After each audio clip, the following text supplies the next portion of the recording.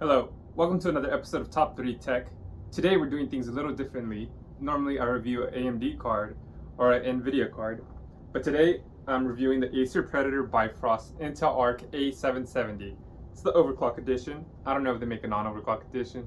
A lot of GPUs have overclock edition and then eventually come out with the core or light version or something like that. So we will find out. But I'm definitely interested in reviewing this card. My first PC was a pre-built Acer Spire U17 or something like that.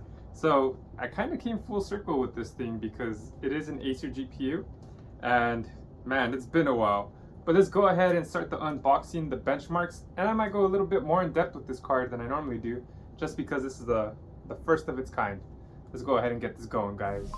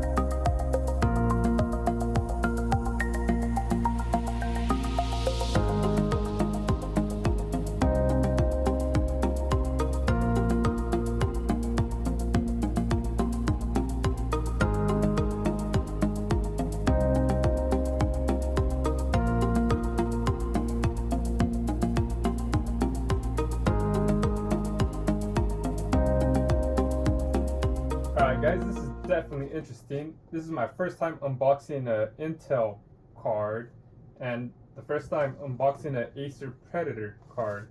So first of all, it's really different. This is a sleeve over the box. Normally this is inside of a box. You lift this up, take it out, but it wasn't clear plastic, so I can see why they did that now. I was curious before. This is my first time unboxing this, so you guys will see the contents with me for the first time. So there's this booklet, Acer Predator Bifrost Intel Arc A770 A770 OC. So it's got a little illustration there. Install the graphics card. It's pretty much a quick installation guide, different languages. So look at that, just different languages, how to do a quick install. Not too bad. I mean, it's pretty simple. It says how to do it on here. But let's go ahead and put this to the side for now. What is this right here? It says A-Data UV350 32GB. Oh, it comes with the little USB. Huh. We'll see what that. Well, if that's just a USB, that's cool. We'll see if we need that to install any programs or anything. Definitely interesting. I wonder if that has the software you need to download. Open your computer, Chase's cover. Well, it doesn't say anything about installing drivers through the USB on here, so we will find out. Normally I just download them off the internet, but we'll find out. And it looks like that is all that comes inside this box. Like, always lift up the phone to check. Yeah, that's about it. So here we have the GPU. It's in this plastic. I'm gonna go ahead and do a close-up of this. Take it out of the plastic so we can get a way better look at this. Let's go.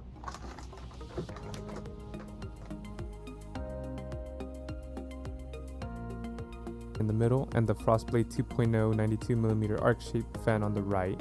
It does measure 267mm in length, and it does have the Acer Predator logo in the left, but you could barely see it. The backplate is all metal as well. It has the Acer Predator logo on the bottom left, the Predator in written form all through the middle, Intel Arc A770 right next to it, and then it does have the heat vent to let out the hot air.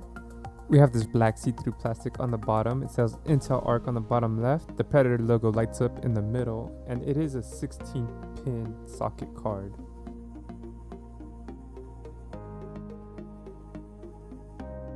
This card does have one HDMI 2.1 slot and 3 DisplayPort 2.0 slots, which should be fine because this card isn't marketed as a 4K 120Hz or beyond card anyways. Okay guys, so I do have a couple graphics cards here to compare this to. I guess I'll go off the top. We got the Red Devil 6950 XT, we got the Sapphire Nitro Plus Special Edition 6800 XT, Sapphire Pulse 6800, no RGB on this card. We have the EVGA for the Win 3 Ultra 3070 Ti. We have the ASRock Phantom Gaming RX 6700 XT.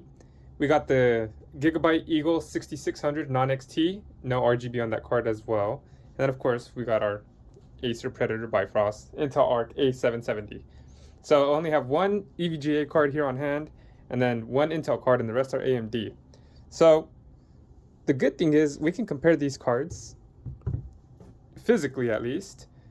As you saw in the close-up, this card is very black. It has this very nice metallic metal finish, and this plastic right here is, I don't know, it's hard to describe, but it looks amazing. You see this has a similar feature with this plastic. This card is around $220 right now on sale. They have a 6600 Sapphire Pulse Lite for $200. One display port, one HDMI port, that's why it's the Lite. On this card right here, it has the RGB on the front. When you vertically mount it, you can see it. Similar to this, that's why those fans are see-through. And then the EVGA has this RGB bar right here. It has a little fan designs, the EVGA in the fan. And on the Phantom Gaming, it has these little edges here, which is pretty nice, a little nice touch there. This Sapphire Pulse, is this metal or plastic? This is like plastic, this front finish. It has the Sapphire fan blades, which are pretty nice. A special little touch. As you can see them here, these are see-through, so the RGB lights can be shown. It's a special edition, so it has the lights on them. And then it has this little silver finish as well. Then we got this Red Devil. It has the RGB lights right here and right there on the side. So this is how it would look like if you vertically mount it. On the box, it shows light coming through on this big fan here and a little bit in the middle one. And it looks like this Predator logo will light up. I don't know if you got to see that in the close-up, but let's see if you can see it right there. You see? That's this Predator. So that should light up when we turn this on. But I really like the look of this. It has this little blower fan right here. But just this metal design looks nice. It's a very nice touch. I'm very interested to see how it looks like in the PC case. Obviously, people will have their favorite design. But let's see. Let's compare this to the... It's a little shorter than the 6600, as you can see there. And this is not even that long of a card when compared to the rest of these. And these are in the same price range, or not same price range, but same performance range. The 6600 is probably going to perform worse out of all these. We do have the 6700 XT. This card is, they go from like $390 to $450, depending on the card. I could go ahead and look up the ASRock Phantom Gaming prices and let you know exactly how much this one's going for. But these two are probably going to compete the most with this one. The 3070 Ti is at a different price range. I'm sorry I don't have a 3060 or 3060 Ti on hand to compare to this. This one is $400. The 3060 Ti Founders Edition is $400. So those are fair to compare to. The rest of these, they're overpriced, but I just have them on hand so we can compare them physically. And I do have previous 30 series cards on my benchmarks. So we will go ahead, and 6650s and 6600 XTs. So we'll go ahead and compare them on there. I just don't have them on hand anymore. So when we compare the back of these, they all have a metal back plate except for this Eagle. It has a little plastic one. I don't know if you can tell just by the looks, but it's metal here, metal here. It's definitely interesting design. They all have heat vents, especially this one. It's got a little nice design factored into it as well. I like the little heat vents on all these. The EVGA has a little bit more holes throughout the card The sapphire pulse has some holes here as well to help let out some more air. It's got that little finish. This is the nitro. So they each have their own little heat vent. The 6950 is such a big card, it's kind of hard to fit in one, but they managed to put extra vents there on the side. The Gigabyte Eagle was non-RGB as well as the Sapphire Pulse 6800, but what you see is what you get pretty much on this, and this is how they would look like vertically, or not vertically, in a normal format. I really like the design of this, the little Predator logo, the Predator wording, and Intel Arc A770. And then obviously this is how it would look like in most PC cases. It is the 60 pin like previously mentioned. That 6600 is only 8 pin. We shall see if that lights up. I know it does, but we'll see how it looks like lit up. And then this Phantom Gaming had the fan in the front that lit up, and it also has this little logo right there that lights up. You gotta love it. The EVGA has that bar that says GeForce RTX 3070 Ti, and then you can connect the 3-pin, and that way you can sync it to your motherboard and get automatically all the fans synchronized. Sorry about that. The Sapphire Pulse has no RGB. It is 16 pin. It says Sapphire on there, Radeon on the bottom right. This Sapphire Nitro logo lights up.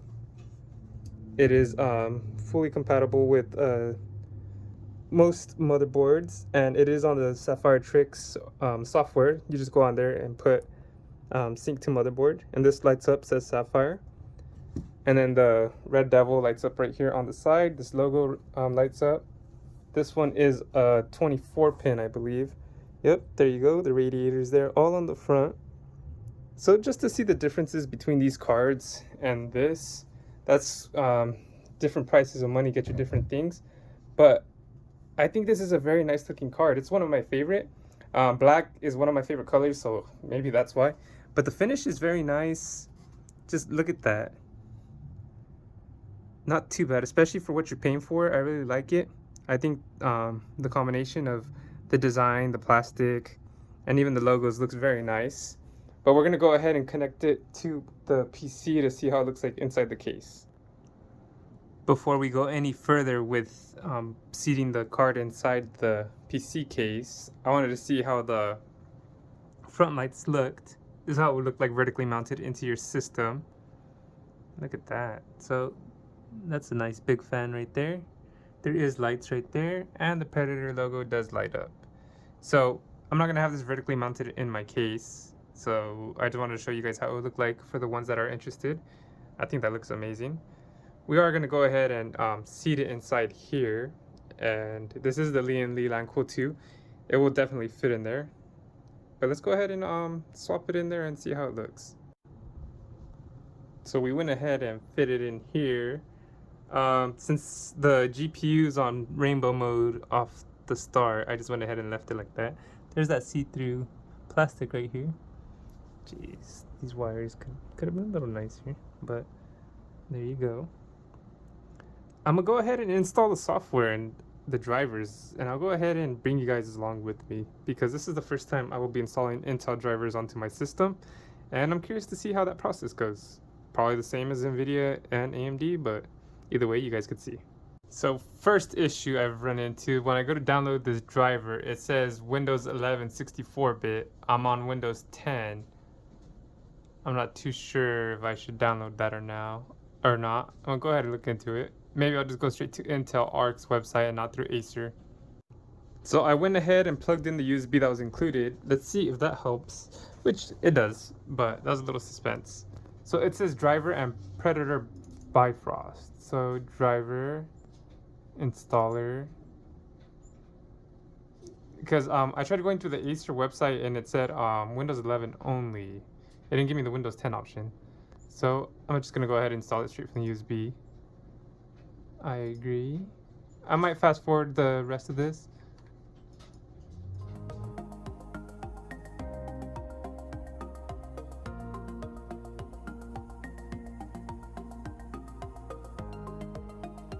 So I think it's done installing. Let me go ahead and go to the Predator Bifrost setup. Next, accept, next, yes. Alright, here we go. Launch application, yes. Cool.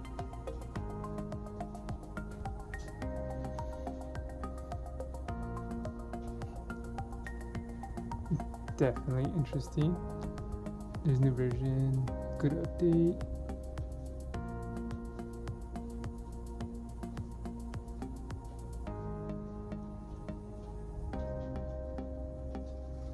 Okay, so I know the Bifrost thing turned on, but first I want to go through the Intel Arc drivers settings. The Intel Arc control is what it's called. You go to drivers, current driver version, it shows this. Notify only, clean, check for updates. I did update the newest one so I could play Call of Duty and whatnot. Games, it has some of these game 3D marks on here, Overwatch. So I have some of these already on here that I have.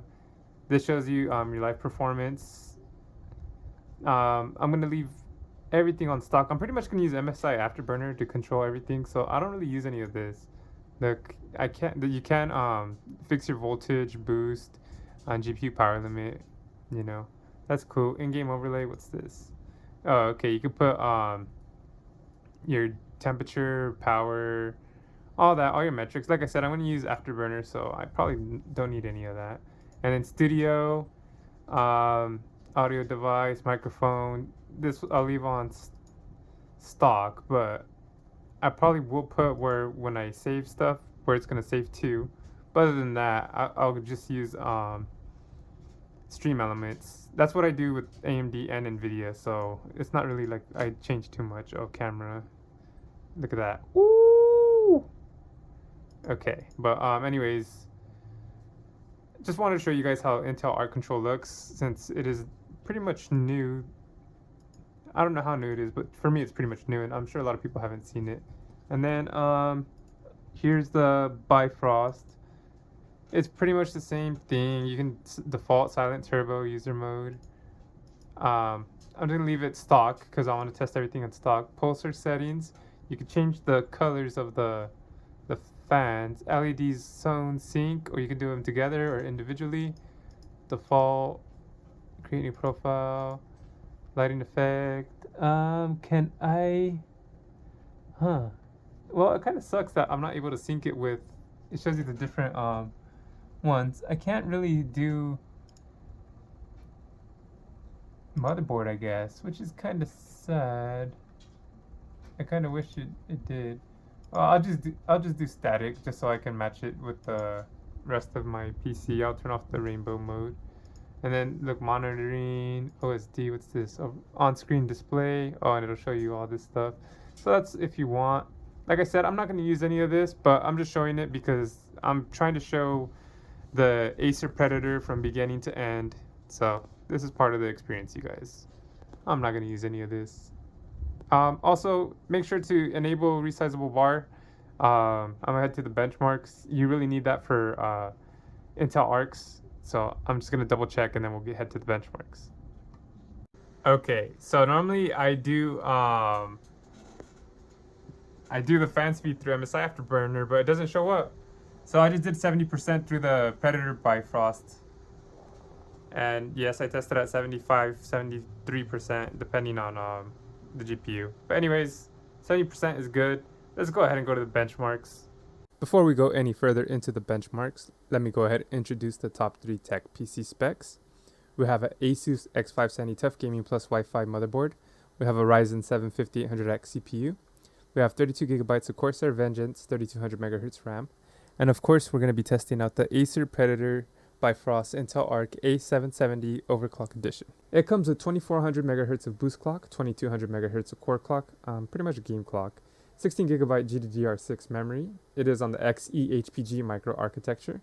They do recommend a 650 watt PSU, and we are using resizable bar, so smart access memory is enabled, resizable bar for the Intel, and we are using XS and DLSS for super sampling, so just in case you want to compare that as well.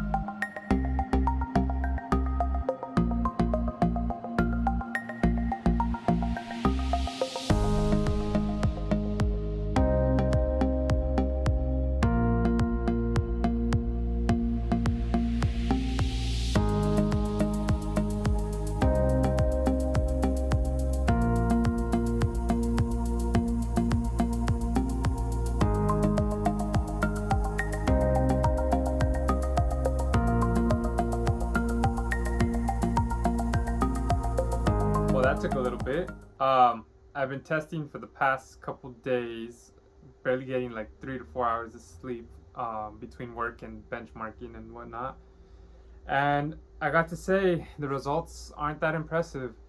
The Bifrost Arc A770 performs on par or worse than the 6600, the 6600 XT, the 3060, and the results aren't that great. I probably wouldn't recommend getting this card for performance, and which is the main point. But I mean, the rest of these cards, the 6600 is way cheaper. It's half off compared to this. It's like $200. This is $400. At that price range, you can get yourself a 3060 Ti, or you could get yourself a 6700 XT. And I'm talking about the Founders Edition 3060 Ti, I'm not talking about like an AIB. So it's very hard to justify getting this card when you see it performs the same as cheaper cards, at least for AMD. The 3060s do cost a lot, but I wouldn't count on those. I would just say get a 3060 Ti Founders Edition if you wanted to go with NVIDIA. So where the Intel Arc A770 truly shines is on the ray tracing. I was a bit surprised by this, but if you look at the Port Royal results or the Cyberpunk results, this will pretty much give you the better conclusion as to how this card performs with ray tracing. I didn't use any super sampling for this, like XS, DLSS, or FSR, because the point of ray tracing is to get better visuals, and then if you put those on, it reduces the image quality, which kind of cancels each other out. So if you like to use those, then go ahead and use them. But I have Tomb Raider and Far Cry on here, but that's not exactly full ray tracing. That's only like ray tracing shadows and ray tracing effects. So even then, the points are skewed a little bit more on there. So just look at the Cyberpunk and the Port Royal to see the better results, and it goes to show that the Intel Arc A770 does better than the 6600, and it gets close to the 6700 or does better than it. So kudos to Intel for getting a card that does pretty great on ray tracing. And even though I did say that Cyberpunk does show the true results of the Intel Arc ray tracing, it was unplayable at 1440p, especially on the AMD cards. So this is why I don't even like to use ray tracing in my other benchmark reviews. So pretty much it was unplayable anyways, and it's good just to test them out. But this is another reason why I probably wouldn't recommend the Intel Arc, just because it's not strong enough to give you good performance with ray tracing on, and that's where the XS will come in handy, just so you can get more frames. Another problem I encountered with this Intel Arc card, and many others have pointed out, that it does good on DX12 or DirectX 12 games, but it does terrible on DirectX 11 games or older games. Shadow the Tomb Raider let me go ahead and test it out in DirectX 11, so I went ahead and tried it out in that, and it took a big performance hit, and that's because on the older cards it was more about the drivers, and on these cards more about the hardware and software encoding inside. So that's the big difference between there. So if you play older games like Shadow the Tomb Raider at DirectX 11 for some reason, or you play like Grand Theft Auto 5, you're not going to want to use this card. And I mean, they are older games. A lot of the games I test are DirectX 12, but you're going to have to go ahead and look up to see that the games you like and play the most are compatible with this. And if they're DirectX 11, I would not get this card, because you're not going to get good performance or your money's worth. One of my favorite features on this card is the AV1 Encoder. It is a codec that gives you half the render time compared to HE264, and it does have smaller file sizes too. So your rendering is cut in half, especially when I did about a 19-minute 4K video with the NVIDIA 3070 Ti. It worked in about 32 minutes. With the A770, it took 19 minutes. And I think this is the future, obviously, because 4090s have it now, and the RDNA 3 is going to support it as well. But you will be able to stream 4K videos, 4K streams at a much better quality, and you'll be using less taxation on your cards. It won't be as demanding, so you'll be able to stream better. you'll render stuff better. But Intel came too late. If they released their cards a little bit earlier, they might have been able to adopt this AV1 a lot better, because as of now, OBS doesn't support it. It will in the future, but not too much things support it. DaVinci Resolve does, which is the software I use to edit videos. So luckily I was able to test this. But this is my favorite feature on this card, and unfortunately it's going to be on the 40 series and the RDNA 3. And I was kind of thinking maybe you could use this for like a streaming PC, but at $400 plus $500, $600, if you buy like a GPU from AMD and NVIDIA, that's already about $1,000. You can go ahead and just get a 4080 or a RDNA 3 card, the 7900 XT or XTX, and use that for streaming and for gaming, since that already comes with the AV1 encoder. So again, Intel, you guys kind of missed the ball by coming in too late. If you guys had came a little earlier, this AV1 could have changed the game. Maybe they would have adopted it sooner, and you guys would have got the leg up there.